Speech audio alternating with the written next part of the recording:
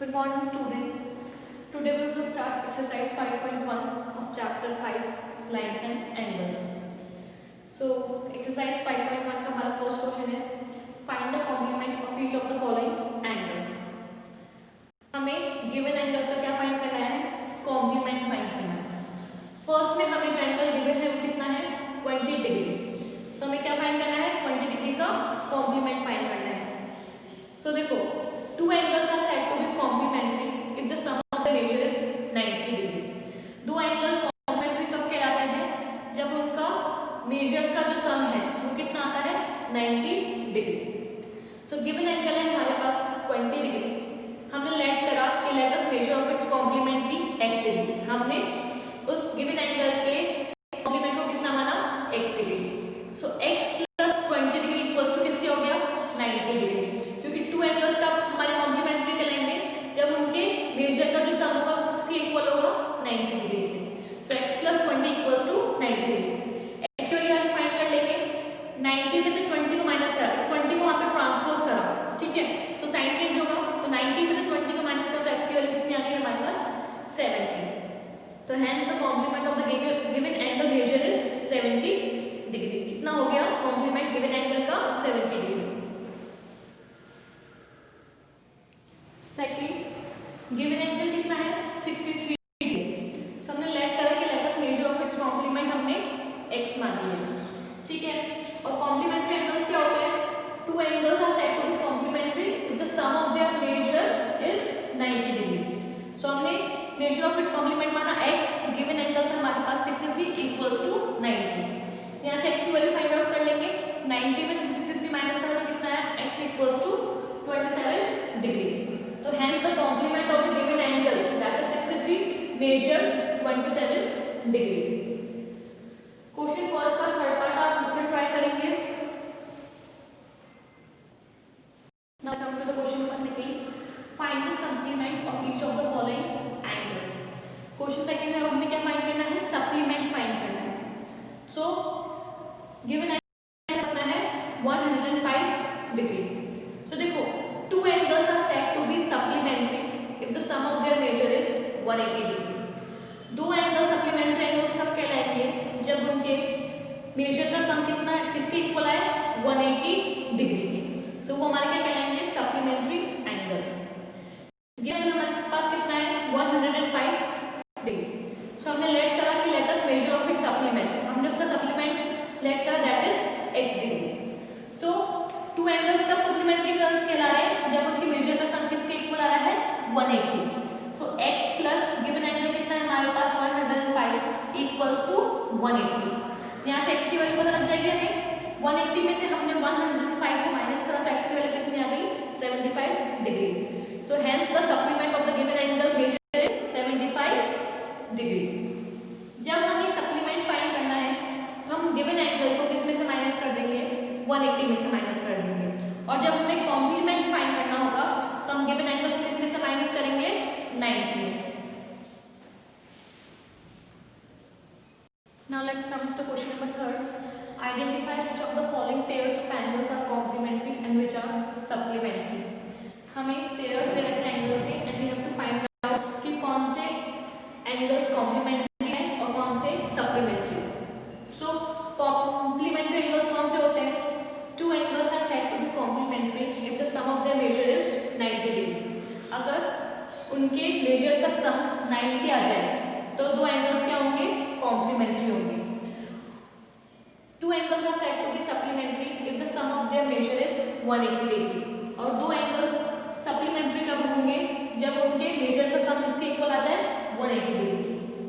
So first हमें given है 65 degree and 115 degree. So we have to find the sum of the given angles to find out whether the angles are complementary and supplementary. तो दोनों का सम कर देंगे. 65 degree को हमने plus करा 115 से. जब हम दोनों को प्लस करेंगे तो कितना आएगा? 180 डिग्री.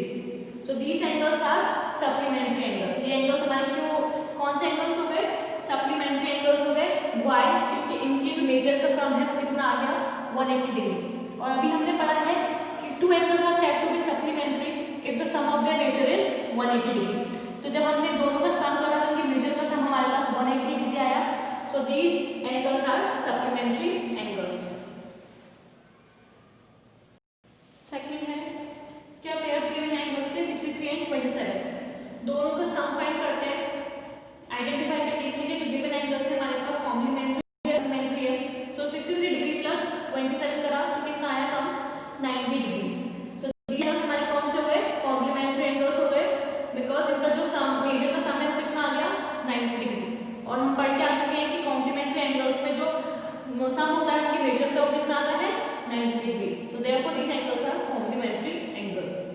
थर्ड है हमारे पास 112 डिग्री एंड 68 डिग्री दोनों का सम करेंगे तो कितना आया 180 डिग्री। सो 180 किसका आता है सप्लीमेंट्री एंगल्स का सम आता है उनके मेजर्स का। So these angles are supplementary angles. Now इसके fourth fifth and sixth part आप खुद से ट्राई करेंगे। Now let's come to the question number fourth find the angles which is equals to its complement. हम angles find करना है जो कि इक्वल किसके उसके कॉम्प्लीमेंट के।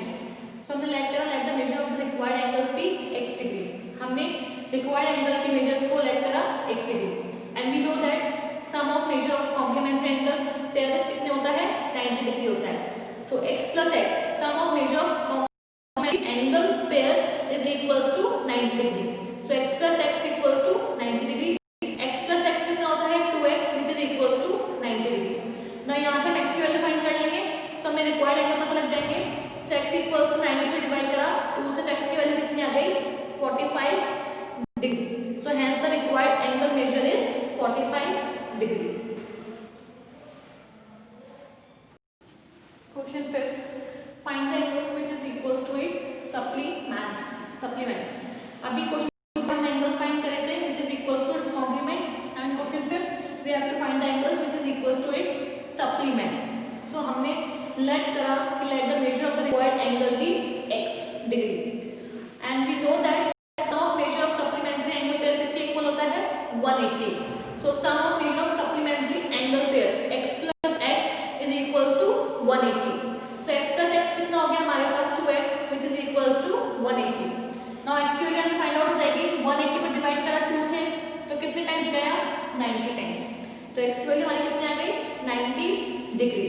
So hence the required angle measure is 90 degree.